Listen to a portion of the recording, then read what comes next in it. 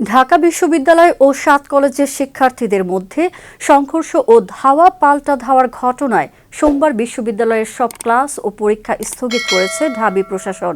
রবিবার দিবাগত রাত ১টা ৪০ মিনিটে বিষয়টি নিশ্চিত করেছেন ঢাকা বিশ্ববিদ্যালয়ের জনসংযোগ দফতরের পরিচালক মোহাম্মদ রফিকুল ইসলাম। তিনি বলেন, চলমান পরিস্থিতিতে আমরা গভীরভাবে মর্মাহত। এমন পরিস্থিতিতে প্রশাসনিক বৈঠকের সিদ্ধান্ত অনুযায়ী সোমবারের সব ক্লাস পরীক্ষা স্থগিত করা হয়েছে। বিষয়টি সমাধানের লক্ষ্যে আগামীকাল ৭ কলেজের অধ্যক্ষদের সঙ্গে বৈঠক আহ্বান করা হয়েছে। আমরা আশা করি আলোচনা ও সমঝোতার মাধ্যমে সমস্যার একটি শান্তিপূর্ণ সমাধান সম্ভব হবে।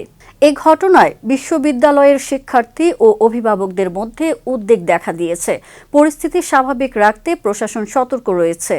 এর আগে ৭ কলেজ ইস্যুতে দুপক্ষের মধ্যে সংঘর্ষের ঘটনায় দুই পক্ষকে ধৈর্য ধারণের অনুরোধ জানিয়েছেন ঢাকা বিশ্ববিদ্যালয়ের উপাচার্য অধ্যাপক ডক্টর মামুন আহমেদ।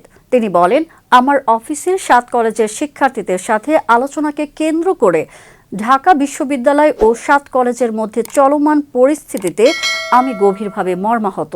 আমি আশা করব সুন্দর পরিস্থিতিতে পারস্পরিক আলোচনার মাধ্যমে এই ভুল বোঝাবুঝির অবসান ঘটবে।